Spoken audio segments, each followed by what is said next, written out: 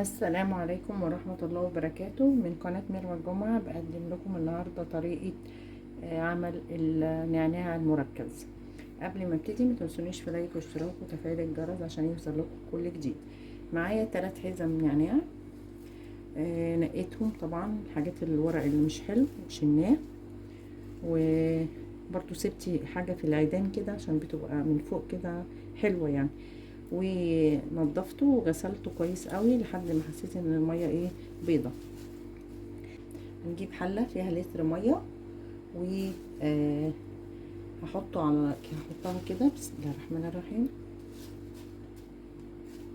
بصوا حطيته اهو، هنزله طبعا في الميه واحطه على النار، ولما يغلي ارجع لكم واروح. بصوا بدات تغلي اهي. هحط السكر، حطي كوبايتين، لانك انتي لما تيجي تعملي عصير الليمون معاه، ادي كوبايه تانية. لما تيجي تعملي عصير الليمون هيكون هو مسكر، وانتي بتحطي الليمون على قد ما تعملي الليمون، وبيبقى مركز بقى، فما تحتاجيش في الليمون تحطي سكر كتير يعني. بصوا صفيناه اهو. اتاكدي ان المصفى تكون ضيقه جدا، ما تعديش اي حاجه، ونقعد ندوس عليه كده، وبعدين لحد ما احس ان ورق النعناع نشف يعني ما فيهوش ميه خالص. فافضل اعمل كده، شوفوا نزلت كله اهو لحد ما احس ان ورق النعناع ما فيهوش اي حاجه.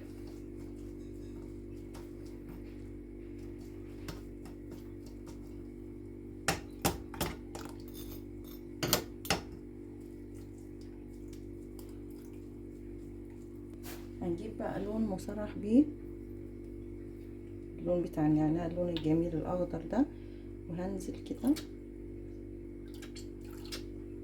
اهو ونشوف اللون اهو. بصوا حطيت نقطتين، هنحط نقطه كمان اهو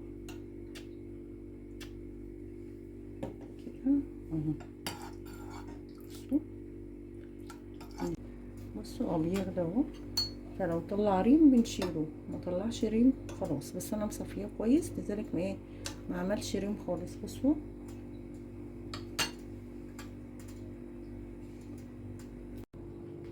وادي طبعا شكل النعناع لما حطيناه في الازازه بتاعته. ده نعناع مركز. نسيت اصور حته ربع معلقه ملح ليمون لماده حافظه. ادي عصير النعناع المركز اهو. هنركنه استكمالا ليه عشان هنعمل عصير النعناع بالليمون. جبت كميه ليمون زي ما انت عايزه، وقطعنا الواحده نصين كده اهو اهو. كميه الليمون بقى اللي انت عايزاه. دي احسن طريقه لحفظ الليمون. تحطي العلبه او الازازه في باب التلاجة، لو حطيتيها سنه ما بيحصل لهاش اي حاجه. انا بعمل كذا ازازه وبحطهم في الفريزر، وبسيب واحده بس تحت بروح واخده منها، ولا عصير في الليمون ولا حاجه. وهنشوف القشر برضو هنعمل فيه ايه. بصوا معايا بوله اهي، ومعايا مصفى، وبجيب الليمون بالعصاره كده واروح عصره. طبعا انا عامله المصفى كبيره عشان خاطر البذر ما يقعش مني، وبعصر بقى. وممكن تعصروا 2 مع بعض كده اختصارا دلوقتي. بصوا اهو، حتى لو قلبتي العصاره ما اهو. بصوا اهي القشر طبعا ده مش هرميه، وهوريكم هعمل فيه ايه اهو. تاخدي دي وتحطي التانية فوقيها كده، طبعا حسب حجم العصاره بتاعتك اهو، عشان لو وقع بذره اهو. بصوا ما فيهاش ميه خالص اهو كده اهو اهو.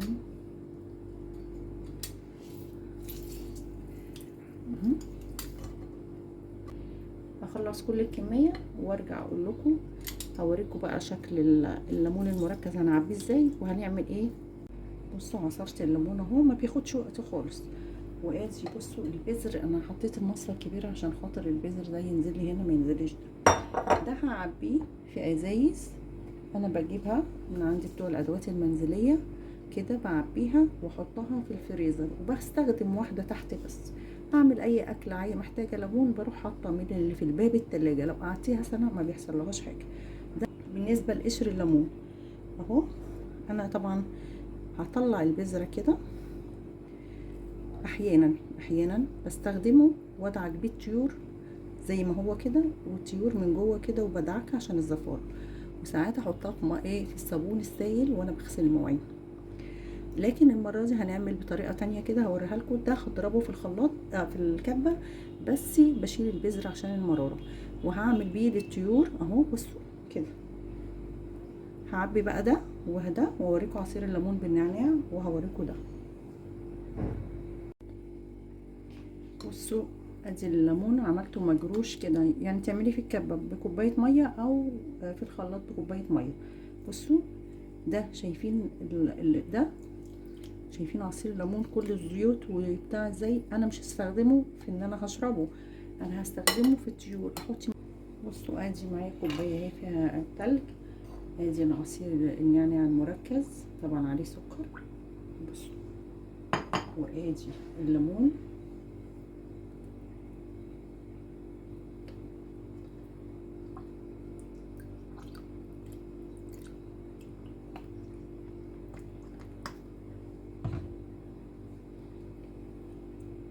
طبعا انا مش هحليه لان عصير النعناع لو فاكرينه هتلاقوه عامل ايه، كنا محلينه.